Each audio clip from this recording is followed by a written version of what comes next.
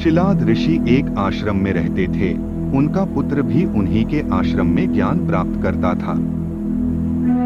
समय की बात है, शिलाद ऋषि के आश्रम में मित्र और वरुण नामक दो संत आए थे, जिनकी सेवा का जिम्मा शिलाद ऋषि ने अपने पुत्र नंदी को सौंपा। नंदी ने पूरी श्रद्धा से दोनों संतों की सेवा की। संत जब आश्रम से जाने लगे तो उन्होंने शिलाद ऋषि को दीर्घायु होने का आशीर्वाद दिया, पर नंदी को नहीं।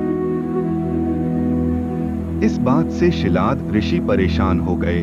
अपनी परेशानी को उन्होंने संतों के आगे रखने की सोची और संतों से बात का कारण पूछा।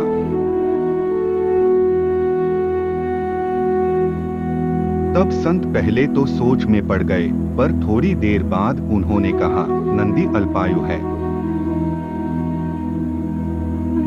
यह सुनकर मानो शिलाद ऋषि के पैरों तले जमीन खिसक गई। शिलाद ऋषि काफी परेशान रहने लगे।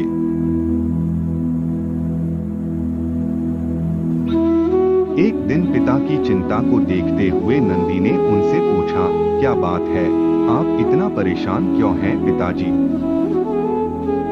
ऋषि ने कहा, संतों ने कहा है कि तुम अल्पायु हो, इसीलिए मेरा मन बहुत चिंतित है। नंदी ने जब पिता की परेशानी का कारण सुना तो वह बहुत जोर से हंसने लगा और बोला, भगवान शिव ने मुझे आपको दिया है,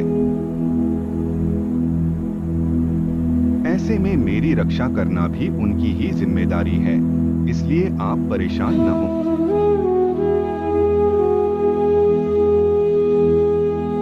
नंदी पिता को शांत करके भुवन नदी के किनारे भगवान शिव की तपस्या करने लगे। दिन रात तप करने के बाद नंदी को भगवान शिव ने दर्शन दिए।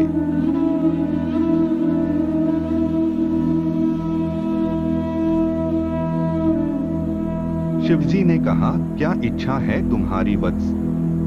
नंदी ने कहा, मैं ताम्र सिर्फ आपके सानिध्य में ही रहना चाहता हूँ। नंदी से खुश होकर शिवजी ने नंदी को गले लगा लिया। शिवजी ने नंदी को बैल का चेहरा दिया और उन्हें अपने वाहन, अपना मित्र, अपने गणों में सबसे उत्तम रूप में स्वीकार कर लिया।